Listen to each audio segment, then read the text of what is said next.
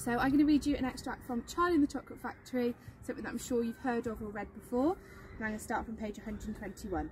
It's called Goodbye Violet. This gum, Mr. Wonka went on, is my latest, my greatest and my most fascinating invention. It's a chewing gum meal. It's that tiny strip of gum lying there is a whole 3-course dinner all by itself. What sort of nonsense is this? Said one of the fathers. My dear sir, cried Mr. Wonka, when I start selling this gum in the shops, it will change everything. It will be the end of all kitchens and all cooking. There'll be no more shopping to do, no more buying of meat and groceries. There'll be no more knives and forks at meal times, no plates, no washing up, no rubbish, no mess. Just a little strip of Wonka's magic chewing gum, and that's all you'll ever need at breakfast, lunch and supper. This piece of gum I've just made happens to be tomato soup, roast beef and blueberry pie, but you can have almost anything you want. What do you mean it's tomato soup, roast beef and blueberry pie? Said Violet Beauregard.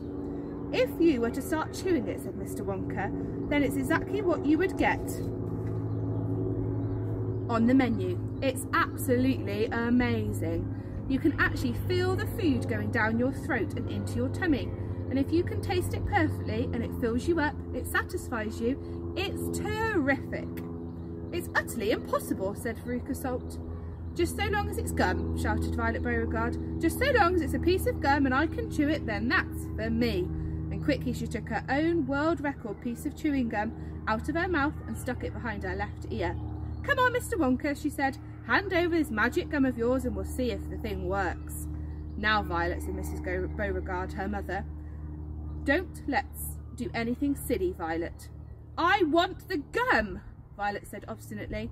What's so silly? I'd rather you didn't take it, Mr. Wonka told her gently. You see, I haven't got it quite right yet. There are still one of two things. Oh, to blazes with that, said Violet, and suddenly, before Mr. Wonka could stop her, she shot out a fat hand and grabbed the stick of gum out of the little drawer and popped it into her mouth. At once, her huge, well-trained jaws started chewing away on it like a pair of tongs. Don't, said Mr. Wonka.